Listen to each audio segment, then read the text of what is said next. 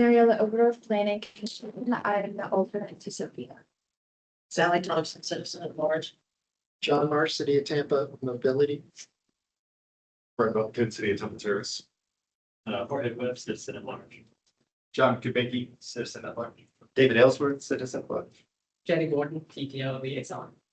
Lucas Talala, Environmental Protection Commission of Hillsborough County. Brenton Mosher, USF. Dan Rodriguez, Hillsborough Transit Authority. David Smitty, citizen at large. All right, thanks. If you did anyone not sign in, or if there's it floating around, just make sure you sign in the, We were told we don't need to sign. attending. No, it was the wrong paper. Yeah, the citizen Yeah. paper. and the Oh, I have paper. to sign the other. Yeah, one. thanks. Please don't pass it around, so, I signed. okay. That's all right. We'll double count. Um, That means there'll be more people here. Anybody else? Chris needs it too. Oh, sorry. Raise your hand. Yeah, okay. Yeah. All right. and put Chris Fellerhouse in the sheet. Yes. Okay, with that, so yeah, if everyone signed in, then, so we need, declaration of quorum, I think that's on you, we have it. Yes, form has been met. Okay. Okay, next, let's do public comment. Is there anyone here in person for public comment tonight? All right. Christine, welcome. Good evening. Good evening, Mr. Chair and BPAC members. Is Rita Besser online in this meeting? I'm here to give her some commendations. So if she's running late, I don't think that. is she here? Is Rita online? Is the microphone? It's not on. It doesn't. So the microphone. This microphone is for the online people, so it doesn't project in the room. Gail, can you confirm whether it is online or not, please? I don't see her. She had responded in person, so she might just be running late. Mr. Chair, I defer to your good judgment. I can wait for Rita to come. I know you have a packed agenda, a great agenda. So I can wait until she arrives, or I can give her the kudos, and then when she's here, she'll know that we did that. So how'd you like to proceed? I mean, I'm okay, waiting for her to arrive. Yeah. I don't know Okay. if Thank you if very have any much. objections. No. Staff, okay, let's do that. Thanks, Christine. Any other in-person, public comment? Okay, is there anyone online? Are there any hands raised? Gail, do you see any? I don't. I don't see any. Okay, all right, great. Okay, so with that, let's move to approval of minutes. The minutes were distributed. I know some people, I had some problems accessing the files today, but I think that got cleared up, hopefully with the new link that Jenna sent out, everyone was able to get them, but did anybody have any corrections to the minutes? All right, being done, can I get a motion to approve? Okay, John Kubicki, motion to approve the minutes. is there a second? Second. Okay, that's Jorge Webcaza is the second, and yeah, just all those in favor of approving the minutes, say aye. Any opposed? None. Okay, so it's unanimous approval of minutes. Next, let's move to members' interest and future topic requests. Do we have any? from members? My interest is old business, new business on the e-bike. Okay. That'll be talked about later. Okay. Yeah, the only thing I said I mentioned when we started, is the Morgan Street Quick Build. So this is the project that, remember Tim Horse presented to us last year, and it was pretty close to starting, but then they realized there were some public comment, steps that they had to take. So that's that event, tonight, and it's at the firefighters, museum on Zach Street. So that's starting at 6, it goes till 8 o'clock. And, so, yeah, that's an exciting project. And I look forward to seeing that. So any other members' interest? Then let's move to action items. Starting with the Bears Ave multimodal safety center.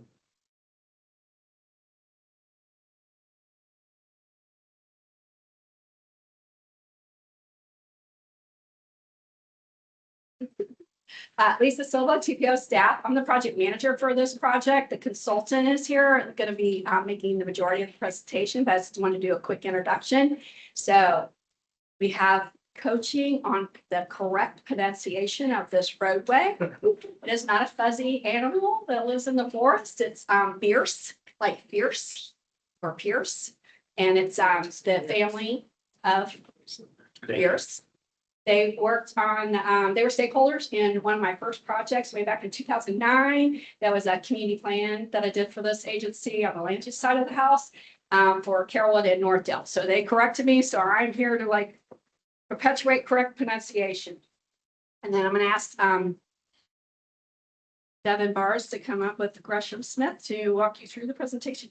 This is a continuation of many of the corridors that you see me bring through. This one's technical and was requested from the Department of Transportation. Next month, next time we meet, you'll get to see the another one I'm doing that's more visionary. This one's a multimodal safety. Why is it not? Things stuck. All right. Okay, thank you, everyone. My name is Devin Bars. I'm with Gresham Smith, and I'll try to be quick with this because I know we don't have tons of time. Like Lisa said, FDOT requested this study. The corridor limits start at North Boulevard, which is where Buchanan Middle School is located, and it extends east all the way past Nebraska to the railroad track. Now, why was this study brought up? The reason that we need multimodal improvements along the corridor starts with the community profile. We have the number of housing units that have no vehicles, also low-income households and renter-occupied households. The average along the study corridor all exceed the county-wide average in those three categories.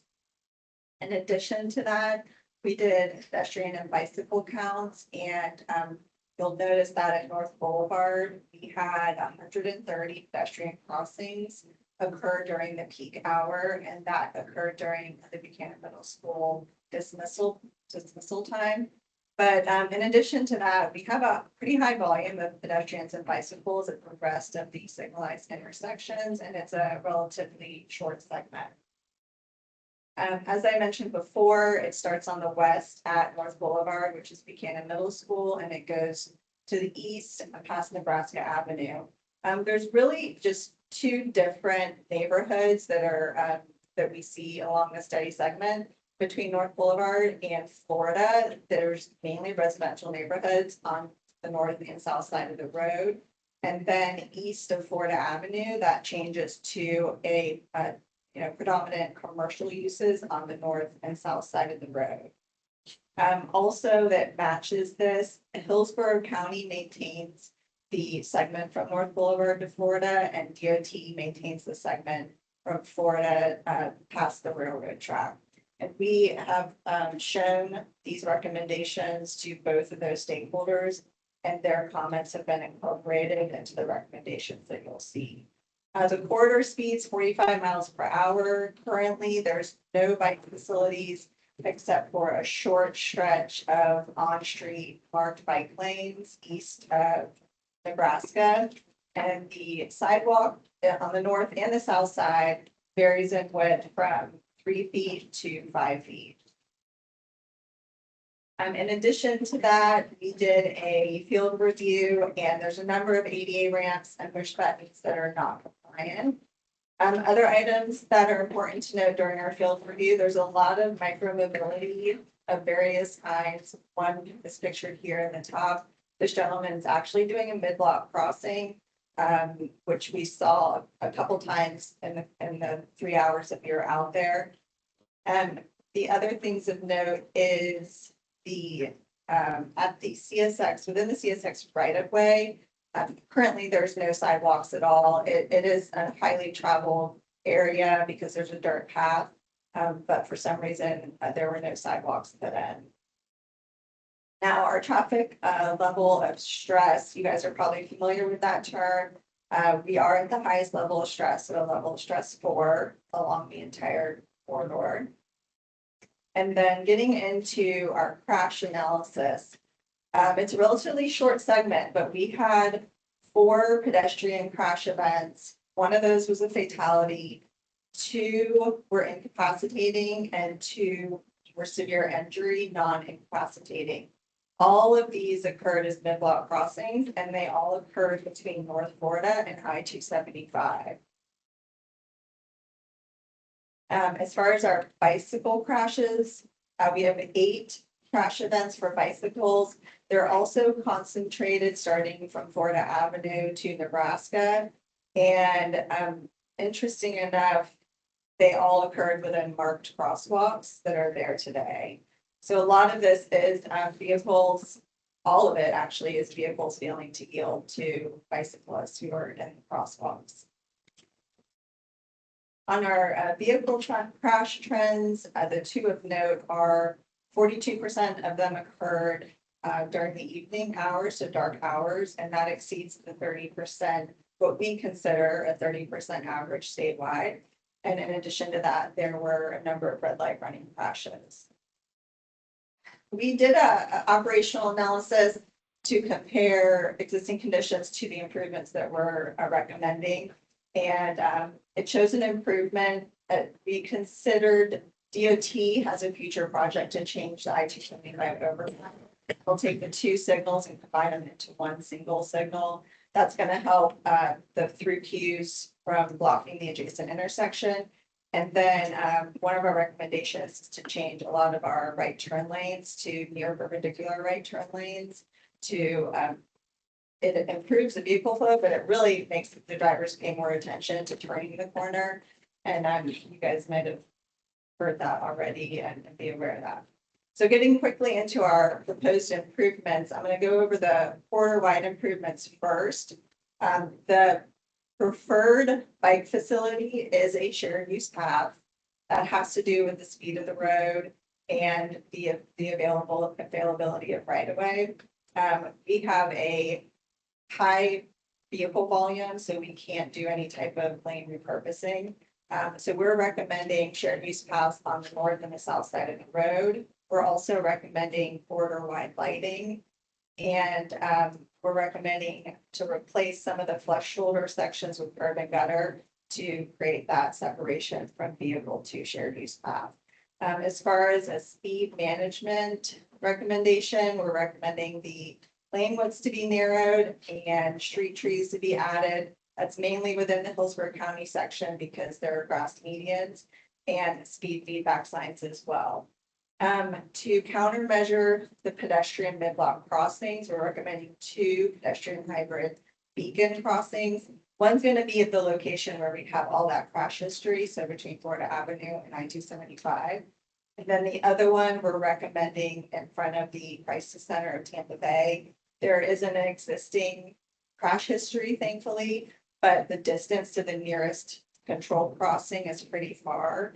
And we observed people crossing while we were doing our field review.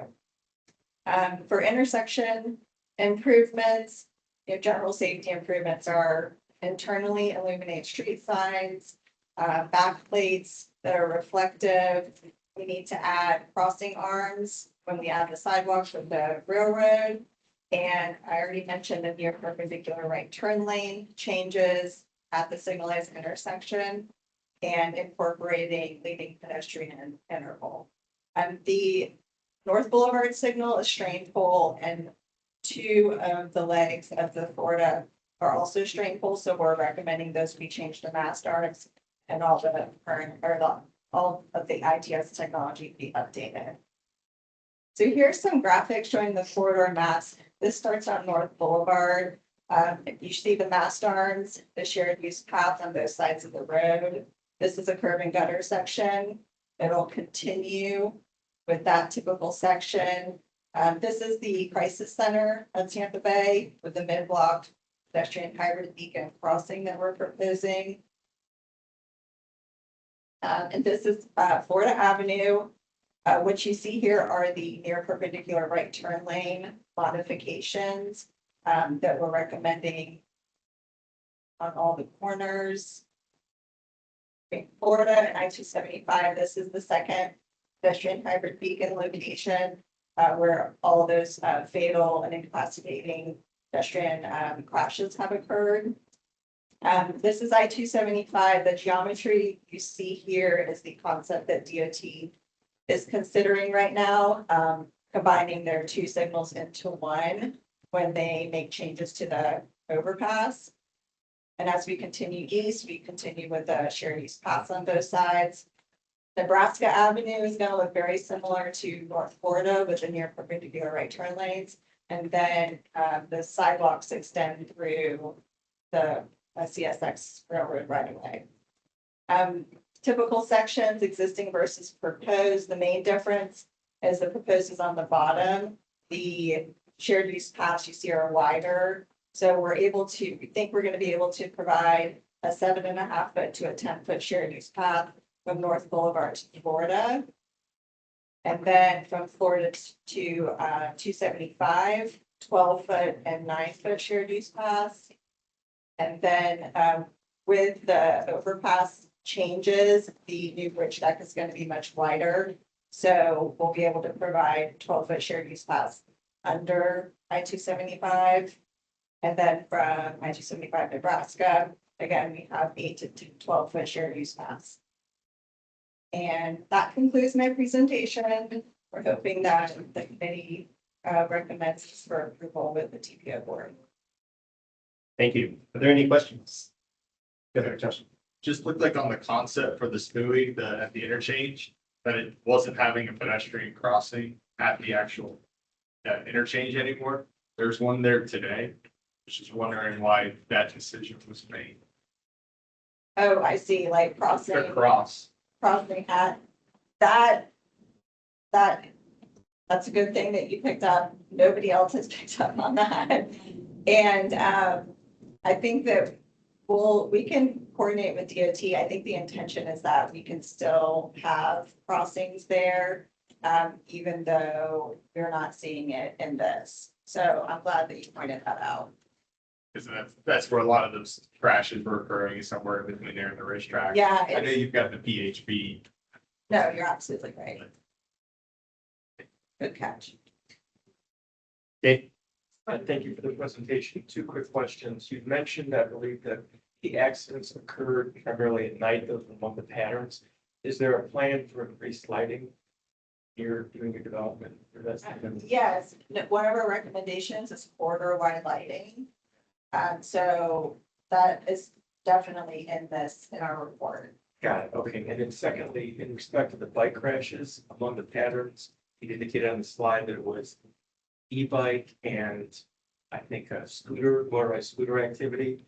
And I wasn't sure what that meant. Could you speak more about how that was a pattern in bicycle crashes? I'm gonna go back to.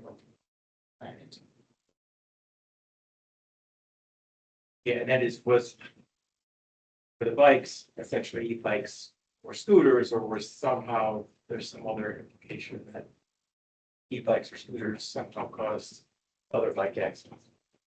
The e-bikes weren't causing other bike accidents. The bikes that were using the sidewalks and involved in the crashes, a lot of them were e-bikes, but they were battery operated.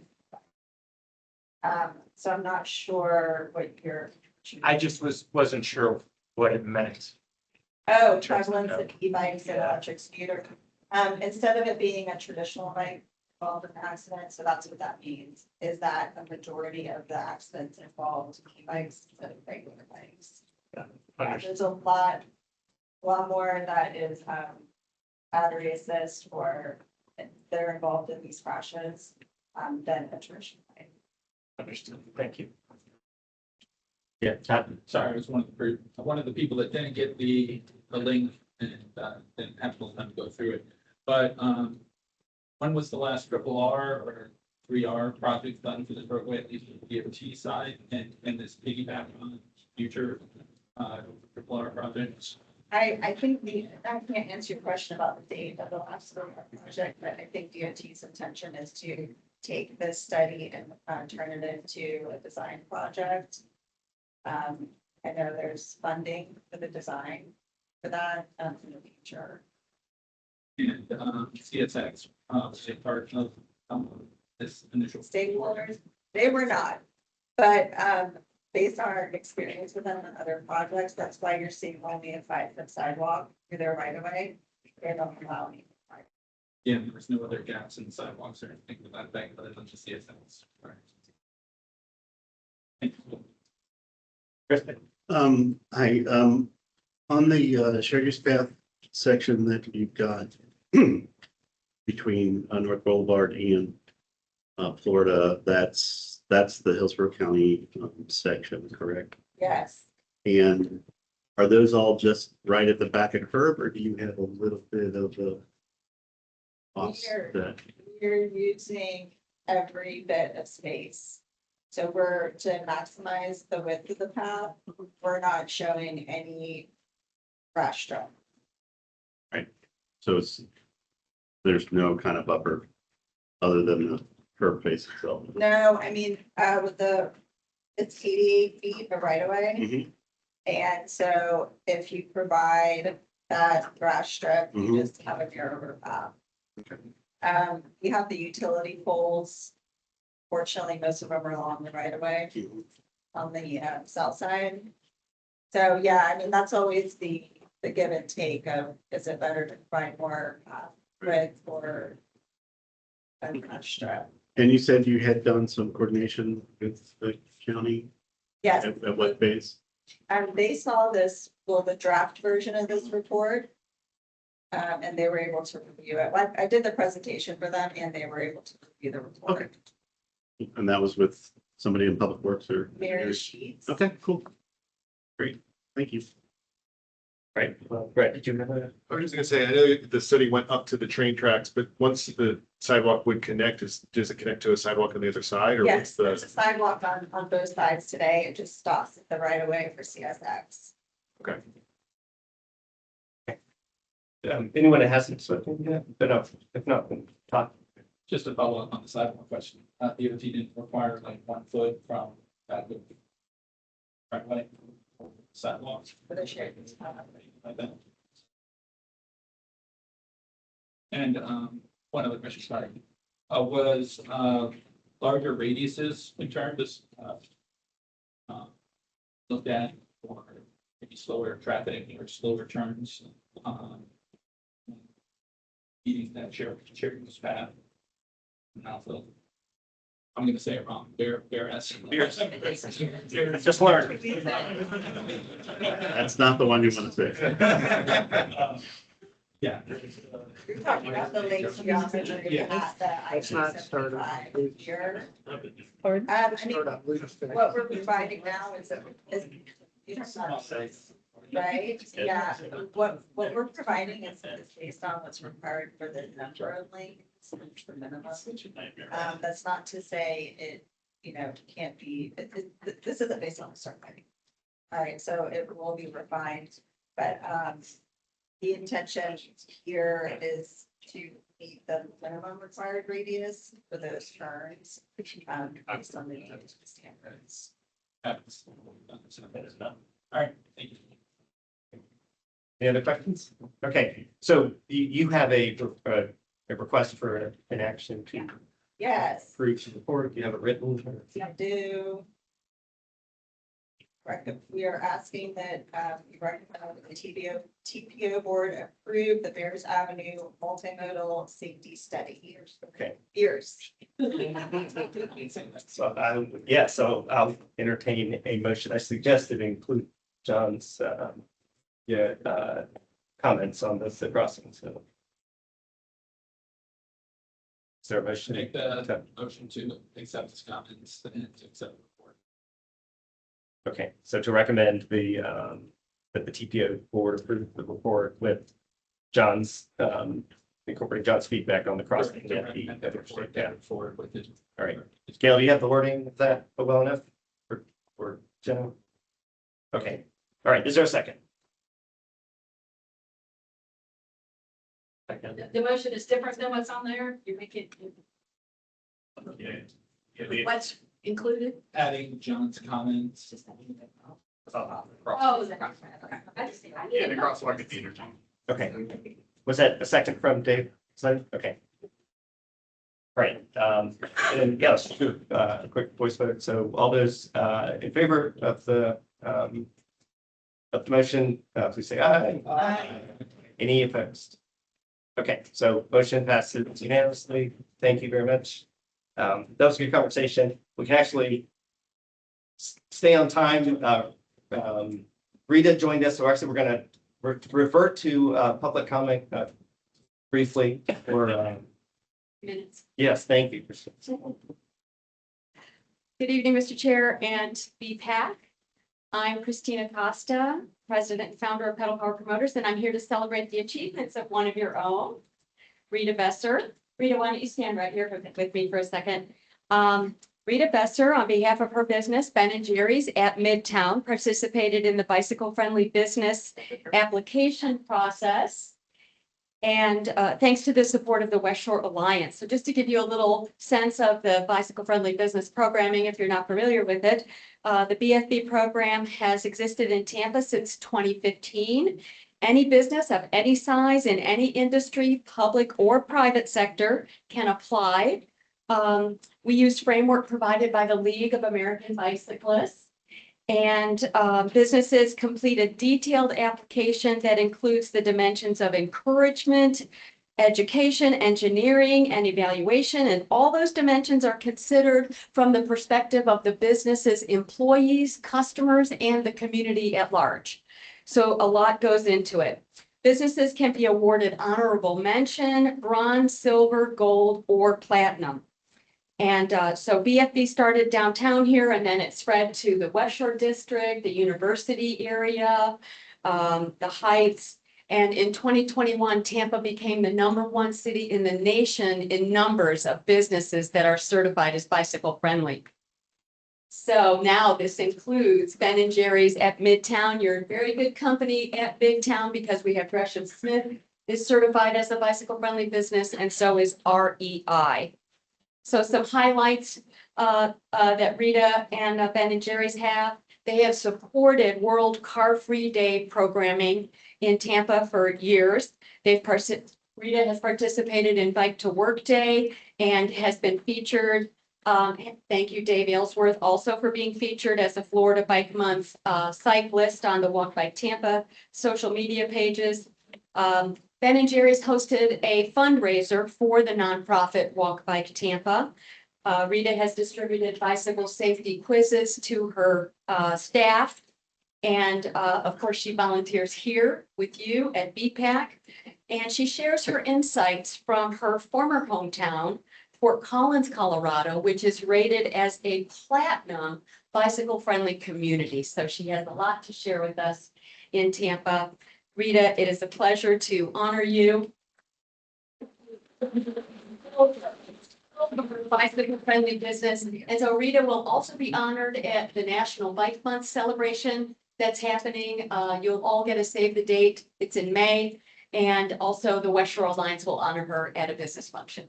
So thank you very much. And this is her little award. It doesn't look like much, but it comes from the League of American Bicyclists, and it does match Rita's electric cargo bike. So there you go. Thank you, Rita. Thank you, BPAC, for letting me have that moment. Thanks, Christine, and congratulations. Okay, so Elizabeth, we can move back to our regular agenda and just going to talk about TPO priority list. Good evening, BPAC. Elizabeth Watkins, TPO staff. I'm here today to respond to a request that you directed me with last year on wanting to be more involved in how the TPO prioritizes projects, feeling less like a rubber stamp and really kind of being more engaged in the sausage making. So I'm that sausage. We are currently developing this priority list, so it is very much a draft. I don't have anything visible for you to react to because we're still working on it, staff. So just disclaimer, this is all draft. So to get into it, every year the TPO produces this list of projects to recommend for funding. The ones that I'm going to talk about specifically today are those projects that have that are just bike walk projects or have bike walk components of them. And you'll be hearing from me today on this priority list, and then I'll be back at your May meeting to report on our transportation improvement program, which what is actually funded. Because this is government and things take a while, that tip is developed based on the priority list that you reviewed last year. So we'll be talking a lot about project development over the next few months. So what exactly is this priority list and how is it used? Well, at its core, what it does is it ranks projects from 1 to however many they are to prioritize them for federal funding. It's not a lot of federal funding. It's about $25 million per year, but it's something to help us advance our local priorities.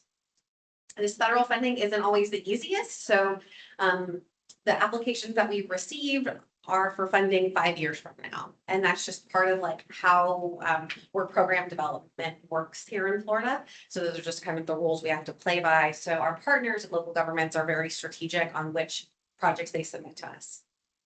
So beyond that first main thing of prioritizing funding, it does 2 other ancillary things, including communicating to FDOT any needs on their facilities. They can typically be a little bit, they can typically work that into their existing plans and programs, if it's a 3-hour projects or something else. And another thing it can do is it can demonstrate community support. So if the city of Tampa is going after a discretionary grant, one thing that can bolster their application is saying, hey, the MPO evaluated this project and it's a priority for the region. So our local agencies are the ones that submit all the project ideas. And that's really important because they're the ones that are building it and maintaining it. So while they're involved in a lot of public engagement and studies that the TPO helps supports, we have just a business rule that all projects come from the implementing agency because of their extremely important involvement.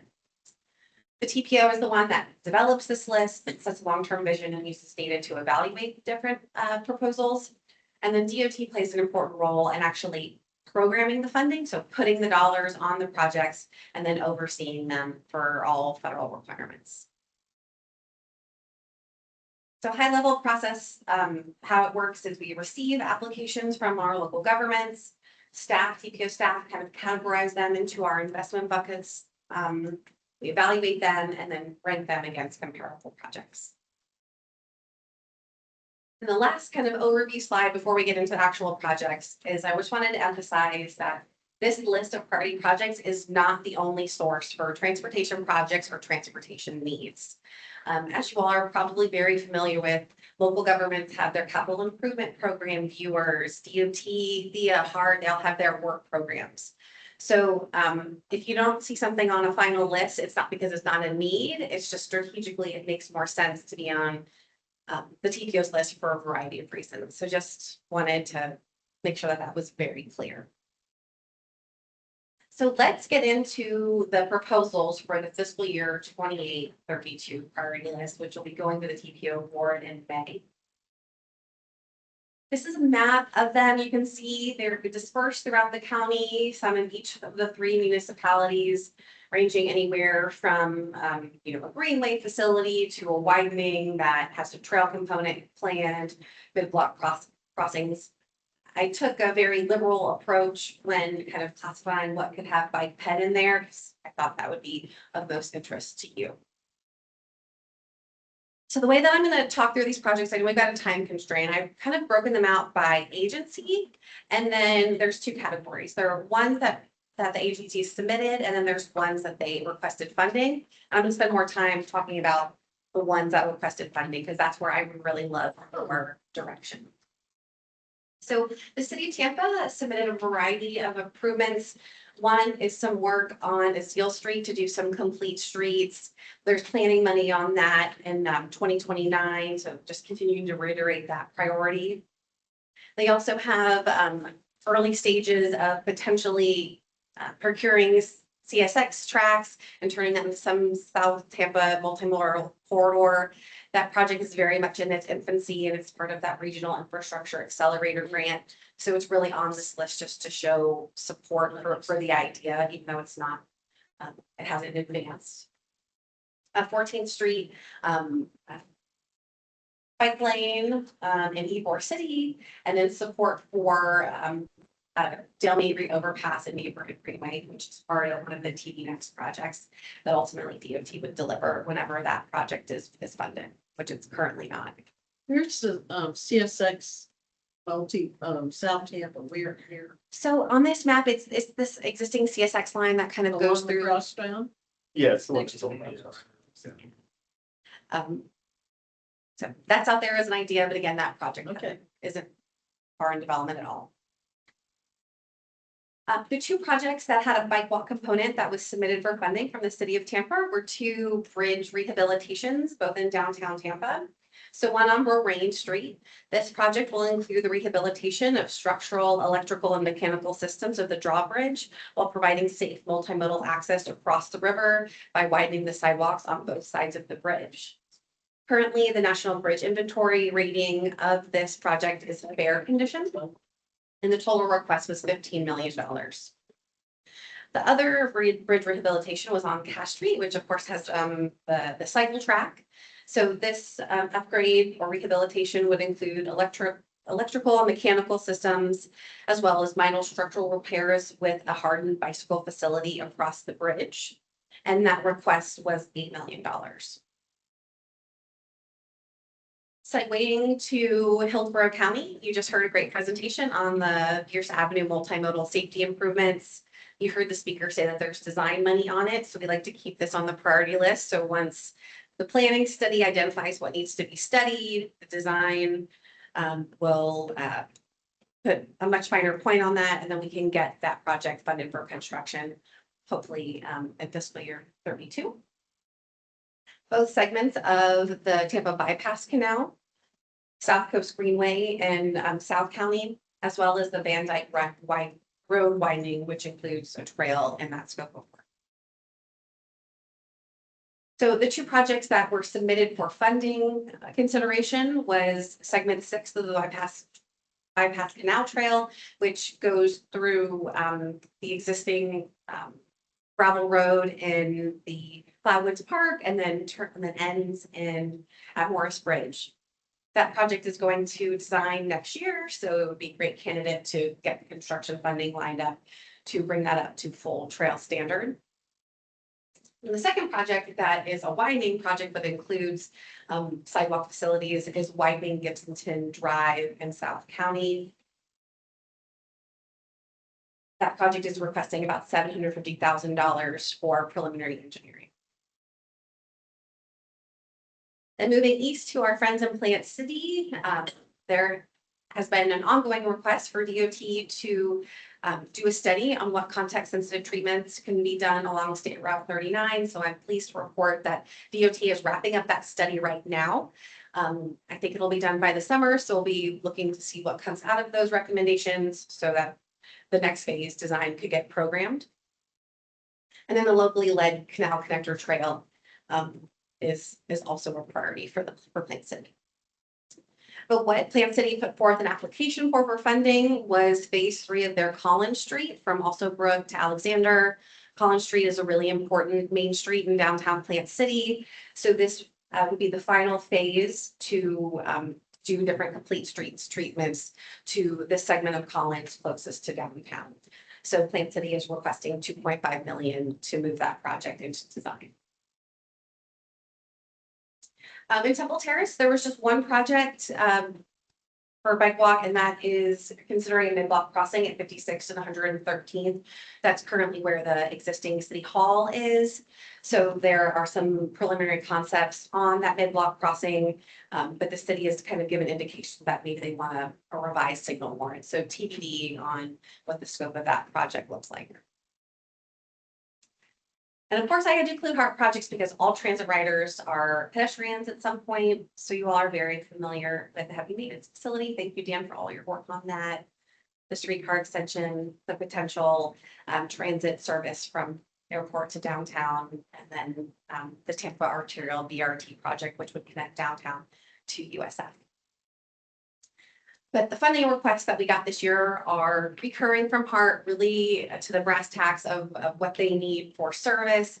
And that is a continual investment in their bus stops. They have over 2,000, maybe even, I think 2,000 stops in the entire county. So it's a big program to work through, and the TPO has long supported them in making the necessary upgrades, as well as some funding to continue to replace their vehicles. And if they don't need replacement, at least do some midlife treatments to get as much life out of the vehicles as we can.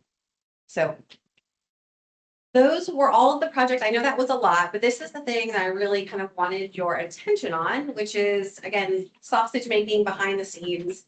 This is how it's all kind of shaking out on what we think we can fund.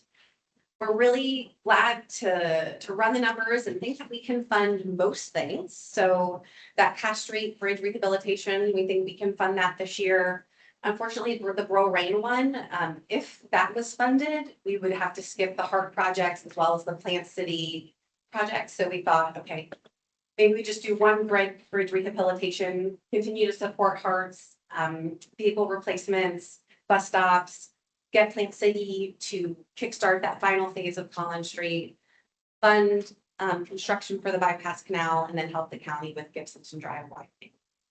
So I know that was a lot to throw at you, but I'd love your questions, your directions. Maybe you don't agree with this proposal, and I'd love that feedback now as we kind of crunch it internally. Thank you, and thanks for listening to our request for this. And I think it's a good start, because when later you're asking us to approve these things and we don't really know what they are. So I think this gets people thinking about these things earlier and understanding the difficult trade-offs you have to make. So with that, yeah, is there any questions or feedback? All right. The bridge rehabs, both of them are structural, just purely structural, has nothing to do with like mobility, adding bike lanes, making it more comfortable, it's just structure. Structural, but like with the Cash Street, that would harden like the existing, cycle track today, maybe it would be different, but that there was a component of a bike ped facility. And I believe with the Bro Rain, they would be a widening of the sidewalks. So an improvement of the existing mobility.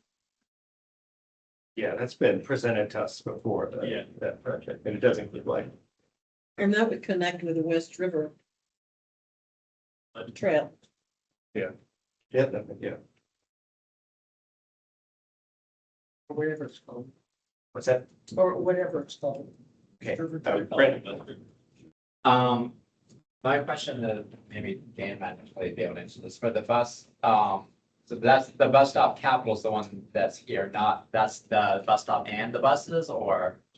So two separate recommendations. Okay. We're 5 million to help Oh, I them see. replace their Okay. buses, and then 2 million. So did they, when they made that ask, that can also inclusive of the giant FTA grant that they're getting? That's a great point. So Hart recently won like a $33 million, and Dan, I don't want to steal your. No, it's fine. I'm just so excited about it. They won the largest low-no grant in their history, $33 million to replace 30 CNG buses. I don't know if you have anything else to add.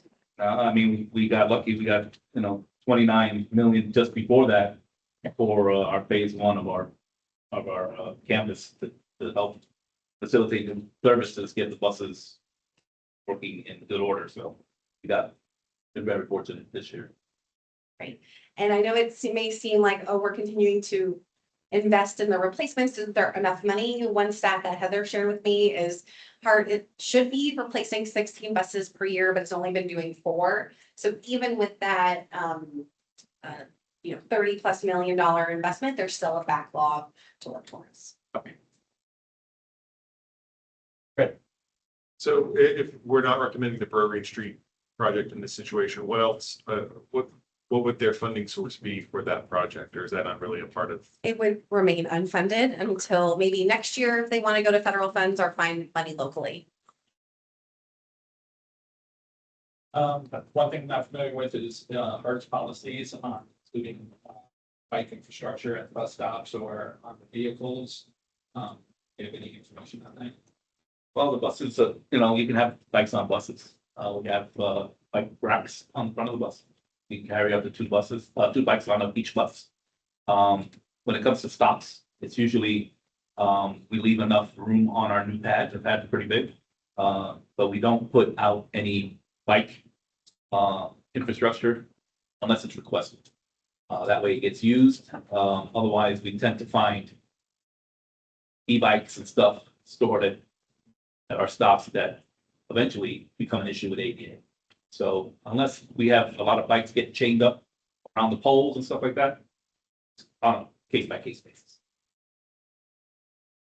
I know that's something, Park also has data on. They can track on how many bikes get loaded on the buses. So if that was ever an interest to you or the committee, I know they can pull that data. Right, except some buses are a little busier, some stops are busier than others. So if you see a person have to leave their bike because it's not an available slot on the bus, then we make note of that in our study when we do the bus stop inventory. And that'll be slated to have a rack in it for that. So at least they're not tying it up to the pole or tying it up to the shelter, things like that. I didn't know if they had a certain policy based on if there's a shelter there, you automatically get stopped. If there's a bench there, you can get a or not stop to a bar, bike bar, or whatever. Just wondering if there was a policy on that. Yeah, it's not a current policy. Right, with that, we are running a few minutes behind, but thank you so much. Thank That this is what we asked for. So let's move on to, our second session report is safety, treatment, effectiveness, evaluation. Welcome, Jen.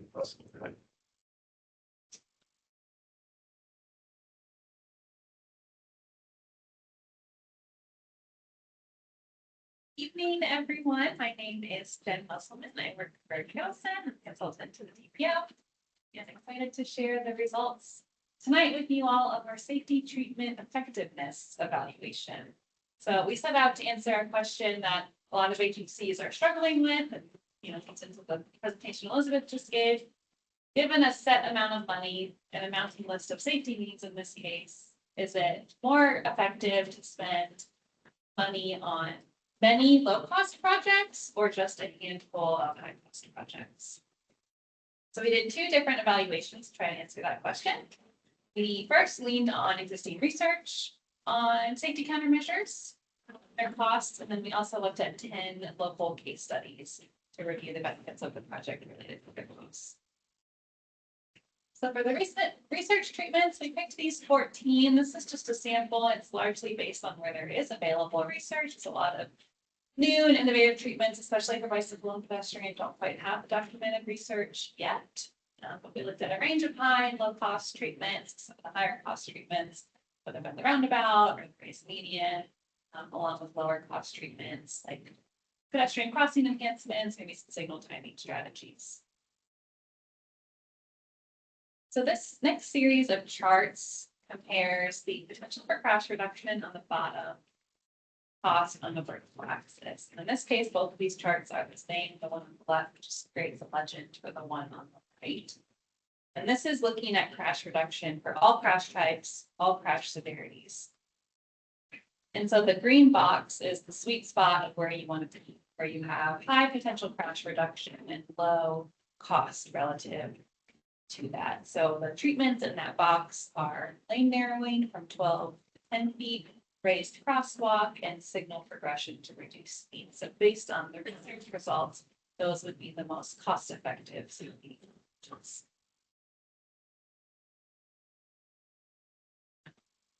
Share box.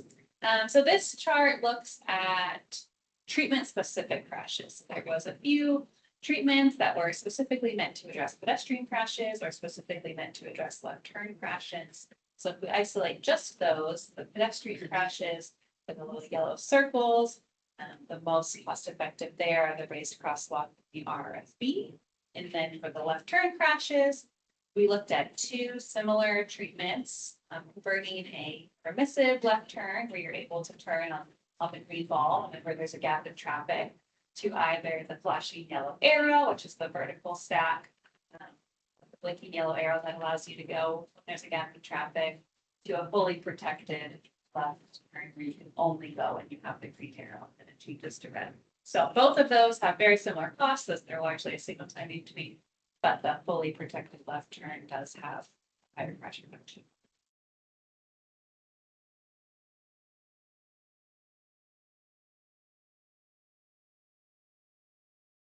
Okay, and then the last one is looking just at injury crashes. So when we isolate injuries, only crashes, the pedestrian hybrid beacon is in that green box of high crash reduction potential and lower cost. So then we looked at 10 mostly local case studies. We went to neighboring Pinellas County for one and Sarasota County for another. We identified 5 higher cost projects and 5 lower cost projects.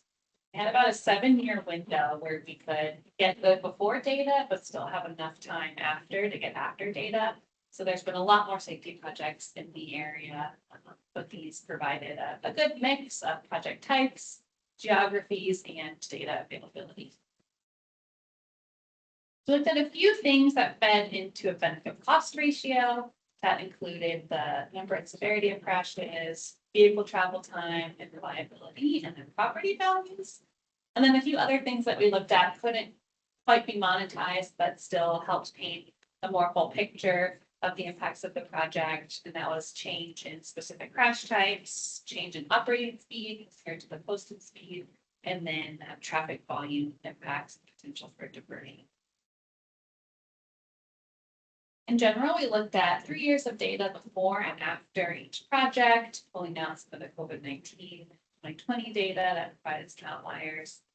And then we also looked at 5 what we call control studies. So a lot of things impact travel time, crash patterns throughout the county. So we wanted to understand general trends in the area and what might be attributable to a specific project versus external conditions happening countywide. So we'll go through each of the different metrics that we looked at. This chart is looking at % change in fatal and serious injury crashes. So green is good, decreasing crashes, and the purple, we saw an increase in crashes in a couple of examples.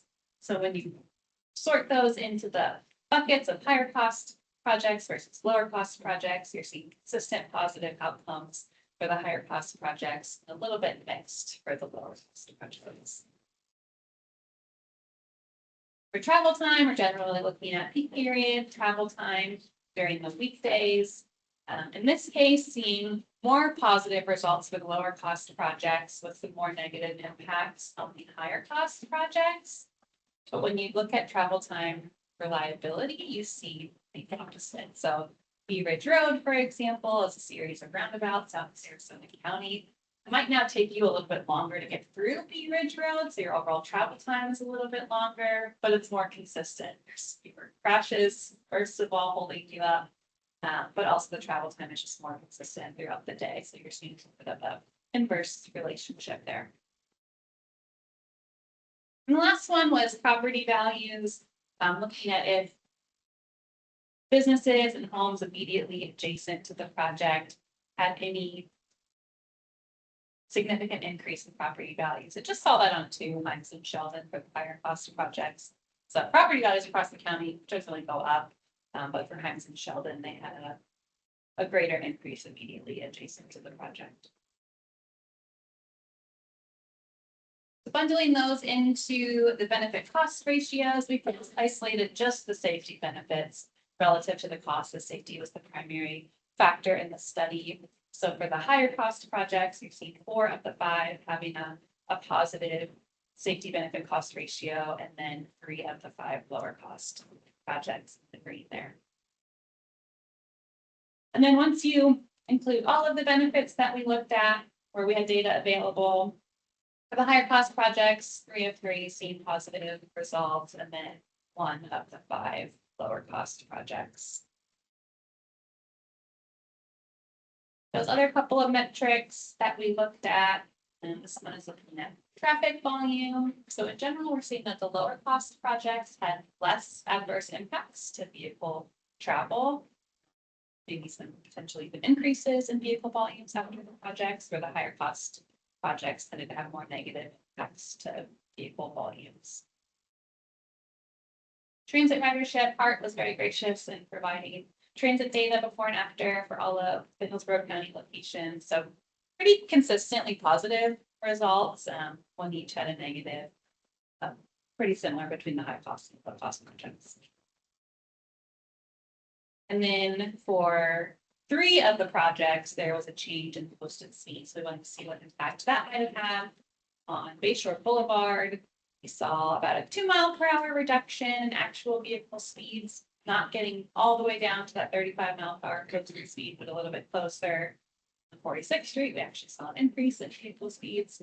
And then on Fletcher Avenue, similar to Bayshore, a couple miles per hour decrease, but not quite getting all the way down to the posted speed in the end.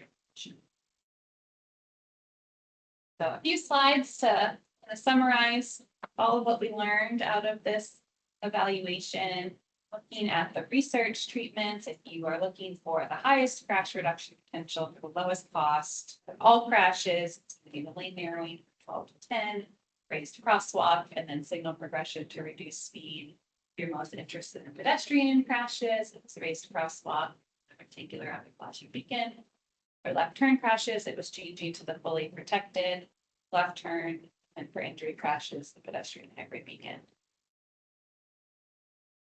For our 10 case studies, there wasn't quite as succinct of a summary, but wanted to highlight a few key themes that we learned from a few of the examples. One is 15th Street. This was our lowest, one of our lowest cost projects that we looked at and had the highest return on investment from a safety perspective. There were several very serious crashes before the project was implemented. Hillsborough County went out with a few low-cost treatments, and those crashes, the fatal and serious injuries, they eliminated them after completion. Hillsborough County is planning to go back out with a more comprehensive project in the future, but I think 15th Street is a really great example of do what you can now. Don't necessarily wait for the big thing to come later. Kennedy Boulevard is another example of proactive safety. So the project we looked at was the one downtown here where FDOT added the curb extensions of the crosswalks. So it wasn't necessarily a safety motivated project. It was a resurfacing project, but DOT was able to add these treatments at low cost while they were already out there. And it was successful in lowering pedestrian crashes. So a good way to get out what we can on some of these opportunistic projects. And then Bee Ridge Road, as I mentioned, was the roundabouts out in Sarasota County. And consistently, we see roundabouts delivering impressive safety results, especially when it comes to serious fatal crashes. So they are one of the highest cost treatments that we looked at. But if you're going to invest that kind of money in a project, you want to feel comfortable that it's going to work and it's going to have the intended outcome. So roundabouts consistently work. So last closing thoughts on this one.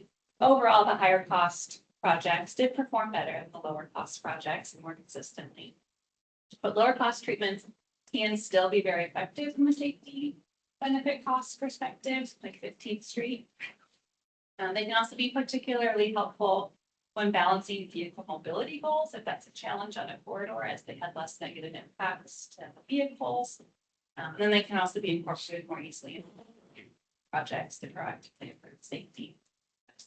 So I'll do that really quick to try to keep to my 10 minutes. There's a lot more in the report as well, but I'm going to answer any questions. Thanks. Any questions? Yeah. Quick question, John, can we keep it? It's probably more for Daniel. 10-foot lanes with buses, that's ambitious sometimes. Well, what are your thoughts on that?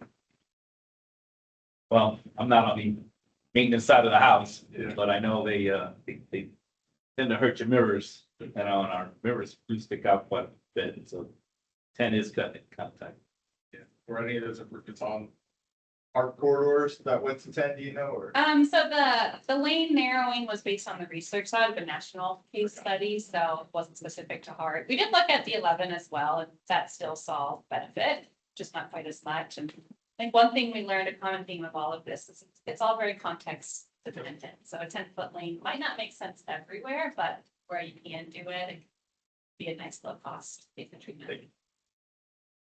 Were the findings from the local case studies consistent with national research that you saw? For the most part, one of the reasons we did the research review is so that we could isolate individual treatments, which is not as easy to do in the case studies where there's bundles of treatments that can't like pick apart. But I wouldn't say we found anything inconsistent. Yeah. More of a comment, you talk about context sensitive. I would imagine within the report, you have all the land uses that are like surrounding locations and, you know, how much of a weight that we put into exploring. We have, you know, images and maps for each of them, but there wasn't necessarily a score attributed the land use. We also considered the land uses we were selecting sites to get a good. So, yeah, so they were all pretty much consistent. In the types of land uses. They were quite different, actually. So we had some, you know, like Kennedy Boulevard, was here downtown, very urban dense context. We had several that were out in more suburban areas or in more urban neighborhoods, kind of in the middle. So we tried to get a mix of land use types. Might just be more about it, don't, because you probably don't have a way of measuring this because it's impossible to measure, but some of those also had comprehensive education campaigns to go along with that. Fletcher Avenue, I worked on that, and that was just a huge blitz of like everything. And then Gina knows the 15th Street was one of our in corridors that Cutter worked on as well. And so we did a lot of education stuff related to that. And so that could have been your base. Yeah. Yeah. Okay, well, if there's no other questions, then thank you. Then we'll move on to our third steps report, local roadway resilience countermeasures.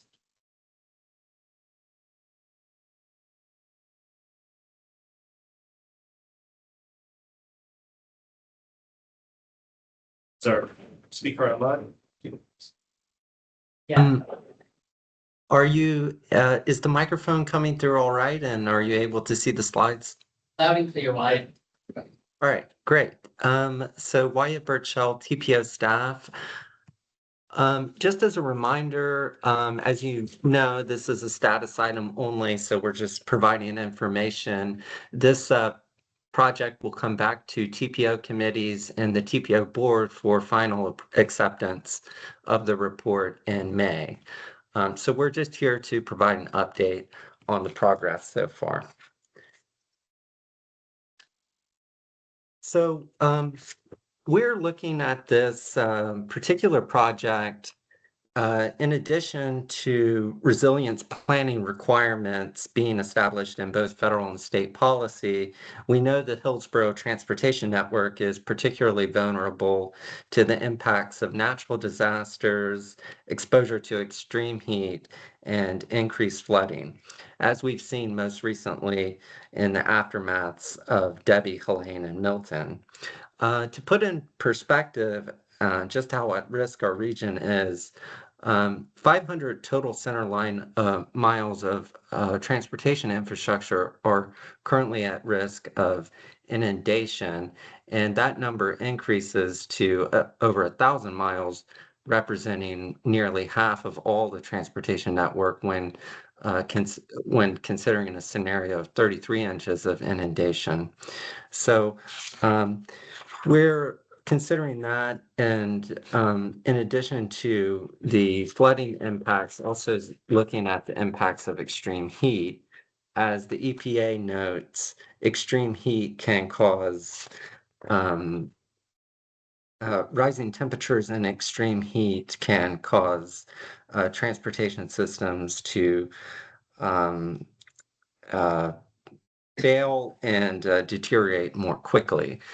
So we're taking a broad look at various types of vulnerabilities. The project is focused and organized around three major components. The first phase is focused on developing roadway selection criteria to identify 3 representative corridors for analysis. These corridors were selected to reflect a range of resilience challenges, allowing us to examine context-specific issues and identify applicable adaptation strategies. Our goal with this project is to ensure variability across roadway types, taking into account land use and transportation interactions, thinking of context classification, as well as the functional classifications and the particular resilience challenge that each road represents. This approach allows the solutions we identify to be broadly applicable across Hillsborough County. Subsequent phases will focus on researching global best practices, looking at innovative and new resilience adaptation measures, and along with evaluating implementation considerations and cost to provide for a low, medium, and high cost suite of potential solutions. As you can see, there are many aspects to the scope of this work. I won't go through all of them. One thing that I will emphasize is that as part of this study, we've reviewed many past resilience studies and plans, many of which have focused on a system-wide analysis of critical and vulnerable infrastructure. These typically prioritize major corridors based on proximity to key facilities like hospitals, schools, power plants, and evacuation routes, and exposure to hazards such as flooding. As a result, these often result in an emphasis on large-scale, high-cost improvements. While we do consider criticality and vulnerability as part of this study does shift some attention toward local collector roads, incorporating a range of geographic contexts and vulnerability types, including heat, inland flooding, and coastal flooding. The outcome of this work will be an illustrated countermeasures toolkit highlighting 3 representative corridors in Hillsborough County. For each, we're planning to identify key resilience challenges specific to those corridors and propose targeted solutions, including design strategies, as I mentioned, cost ranges, and potential return on investment, all supported by visual diagrams and best practices from similarly vulnerable regions and abroad as well. As I mentioned, we did, as part of this project, spend considerable time and attention reviewing the whole host of resilience related projects and plans. You can see on the screen here, including the City of Tampa's vulnerability assessment, the local mitigation strategy priority project list, which is put together by a working group with Hillsborough County, the Tampa Heat Resilience Playbook, and of course, core TPO documents such as our 2050 LRTP and our 2050 LRTP needs assessment for state of good repair and resilience, along with several other studies. So this is the project timeline. Right now, we've determined or identified our 3 roadways for analysis. We're working now on adaptive measures, and that involves a lot of research into best practices. And we're continuing our communication with key partners and stakeholders such as the City of Tampa and the Hillsborough County, of course. The final product will be a countermeasures guidebook, which we're looking to wrap up the work around April 2026. And as I mentioned, we'll return to TPO committees and the TPO board for final acceptance in May. Our roadway selection process focused on several things, as I've already mentioned. Of course, a review of our local plans and the data associated with those plans, such as the list of priority projects and several other factors like the criticality that I mentioned, proximity to key infrastructure like power plants, designation as evacuation route. We also wanted to provide for geographic and jurisdictional distribution so that we can have very representative sample of roads. And of course, our plan alignment, we wanted to make sure that all the roads that we were selecting had been identified previously in other plans and studies. Eligibility for federal funding, so we wanted to make sure that these roads we were selecting belong to the MPO network. And then finally, once we had arrived at a short list of projects, we convened a technical stakeholder committee meeting. And with that guidance and input that we gathered, we were able to kind of finalize our list. That finalized list includes Dana Shores Road, which its predominant challenge is tidal flooding, and it's of course in a coastal environment. 78th Street, we're looking at stormwater challenges in a more inland setting. And then for North Boulevard, we are looking at that particular segment of road as its predominant challenge is extreme heat. Dana Shores Drive from Memorial Highway to George Road is approximately 1 mile. It's an urban minor collector in Town and Country. The plan alignment here is with the Tampa Vulnerability Assessment. We received a lot of excellent feedback from the Hillsborough County Stormwater Division on this particular area, and it represents a coastal surrounding use.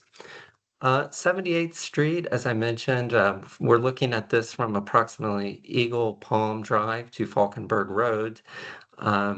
There is industrial and residential context. Its context classification from a look at Google Street View has a more limited and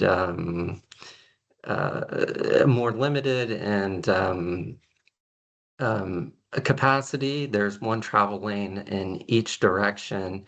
And we're looking at this particular corridor for inland flooding and stormwater issues, as there's limited to no current adaptive measures in place. And finally, North Boulevard is a project, is a focus area for ours, which came to us from communication with the city of Tampa, which has made extreme heat a major priority of theirs, publishing the heat resilience playbook in 2024.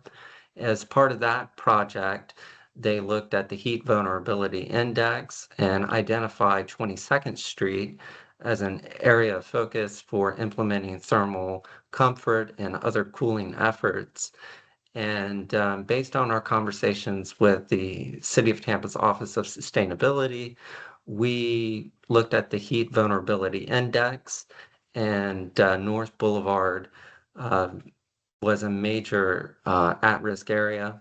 And as you can see, there's a lot of room for improvement here. And so we had the support of City of Tampa to explore this particular road segment for heat vulnerability adaptive measures. And this is the shortest of the corridors we'll study. It's approximately a quarter of a mile. And we look forward to working on that. As I mentioned, Sorry to interrupt. Just in the interest of time, I was wondering how close you are to the summary slide. We've kind of passed the 10 minutes here. Yes, I have about one more slide and I'm all set. Okay, great. Thanks. Actually, in the interest of time, I won't even read through this slide, but you can see these are the list of stakeholders we had for our meeting on February 9th, which helped guide our final decisions. And then with that, I'm glad to gather any input and suggestions that you have, as well as take any comments or questions you have. So, are there any questions? Right. I don't see anything. Thanks, Wyatt. Thanks so much. If you get right back on time. Okay. I think I'm next with our last status report.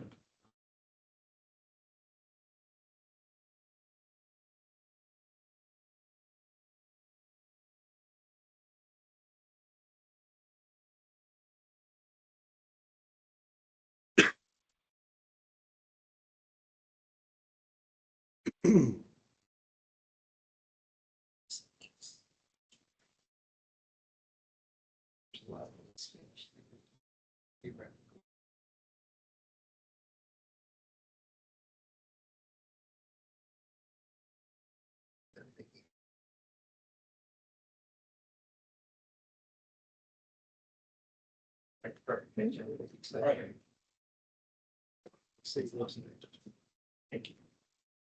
All right, I just wanted to, yes, this should be quick. Just want to spend a few minutes talking about a project that I mentioned in our January meeting. It's this low stress Tampa bike map, crowdsourcing platform that we started using at the beginning of the year. And just kind of give you a status update on. It's not advanced.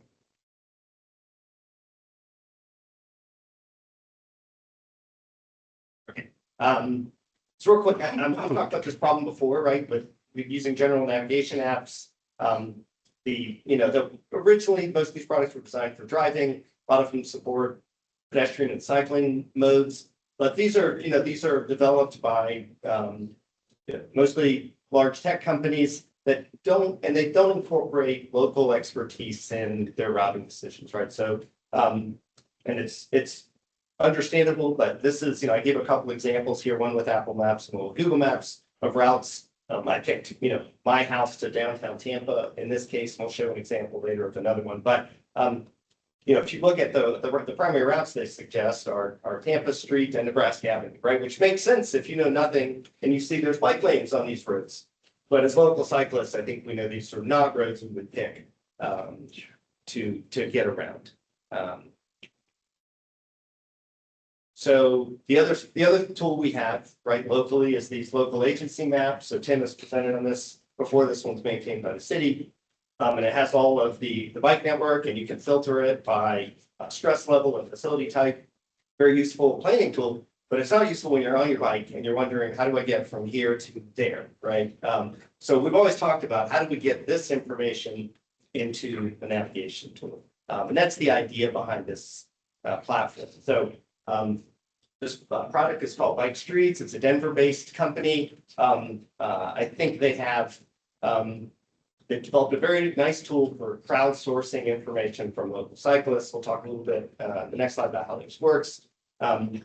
It's free to use. It's a community supported, so they ask for donations. So I'm supporting it. I hope that you find it useful. You'll do that as well. But it doesn't. There's no fee to use all the features of the app. I'll go through this, but here you see a couple examples of just writing with the tool, seeing routes, proposing routes, and then they have this flyby feature, which is really nice. You can actually look either when you're voting, and I'll show you how the voting system works. When you're voting on other routes, you can actually do a flyover and you can stop it and zoom and everything. And then when you're taking a route, it'll give you multiple route options. In some cases, you can do flybys of those. So it's a nice way to see kind of what you're getting yourself in for, because everybody's definition of low stress is slightly different. As I mentioned, it provides route navigation, but the key thing is this ability to suggest routes, and you just do it right from within the app, and then you pick points with your finger and it snaps them to the closest roadway or sidewalk.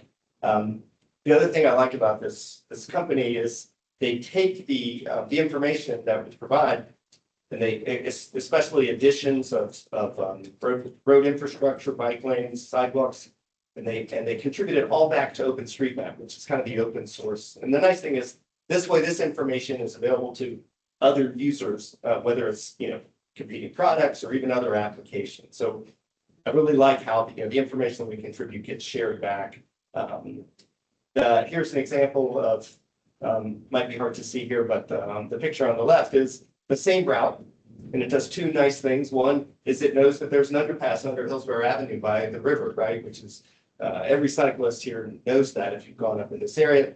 And then it quickly puts you on Old Avenue, right? Which I think most of us agree with is one of the preferred ways to get to downtown from the Tampa Heights and the Heights area.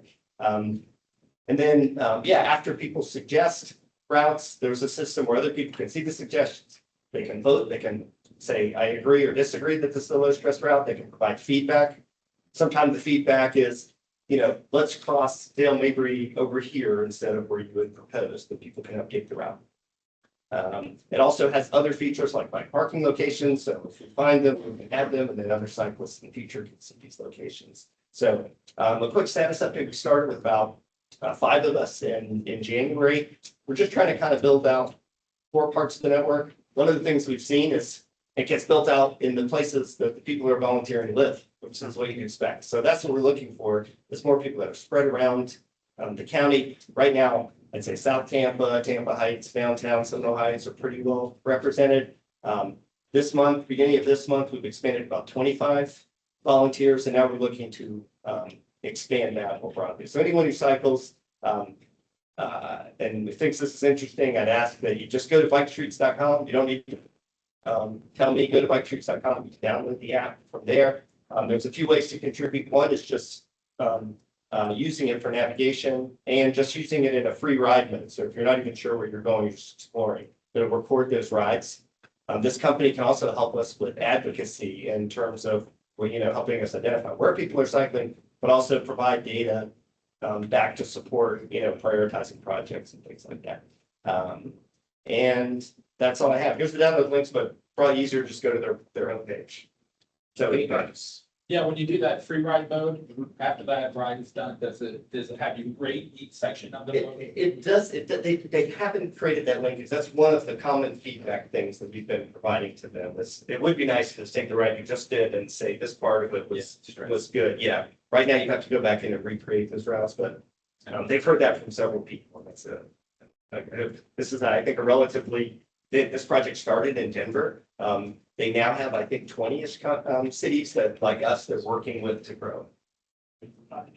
What's that? Rate the ride. Rate the ride. Any other questions? Does it pull data from other apps? For example, if you're an avid user of Garmin or Strava, does it allow for you to just take the data? It doesn't. That has been discussed as well. I think you would have to go through some export process, and I think it would tie into the same thing as using these routes. So it doesn't today. But I know. All right. Okay. Well, with that, I appreciate your time. And I think our last item is old business, just an update on the agenda. I have some suggestions. And in the interest of time, I would keep this quick. As you all know, there was some important electric bicycle legislation pending in the legislature this term. And Sally kindly shared a summary with me that I think helps capture what passed and what did not make it. So there's a separate bill that we actually discussed last time that would have allowed personal delivery robots to go on sidewalks up to 20 miles an hour. That did not pass, so no robots. We won't have to talk about it. As for our electric bicycle legislation, it was modified in the legislature. Watered down. Say again. Watered down. Yeah. Okay, so here is what survived. E-bikes can't be operated at speeds greater than 10 miles per hour if the pedestrian is within 50 feet of the user. E-bike users on recreational trails have to yield to pedestrians and give an audible signal before passing them. There will be a 9-member e-bike safety task force that will deliver a report of recommendations for further state law and regulatory changes. And that will be submitted to the governor, the Senate president, and speaker by October 31st, 2026. And finally, the Florida Highway Patrol and other agencies are going to have to create and submit a list of e-bike related crashes to the DHMV by October 15th, 2026. And that report will also be provided by October 31st. So what was removed? Class 3 e-bike riders having to have a driver's license or a learner's permit, that was cut. The new classification of electric motorcycles for e-bikes with speeds over 28 miles an hour was also cut.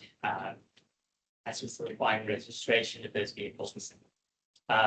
Also, the ban on modifying e-bike speeds, those fines were cut out as well. And the driver education course being required to include content on sharing the road with e-bike and e-scooters was also cut. So that's where we stand. Can I make a comment? Absolutely. My hope is that this study group will look into some of those things that were not considered. And I brought this up, I couldn't be at the January meeting because I live in Hyde Park. I have a long skinny driveway and 5 kids were drag racing on the sidewalk. A 10-year-old with a class 3 e-bike going at least 30 miles an hour hit my car. They are now suing me for over $1 million. They claim I hit him. His helmet came off, which meant it wasn't adhered properly, but they're saying I hit him so hard that the helmet came off. He broke his leg.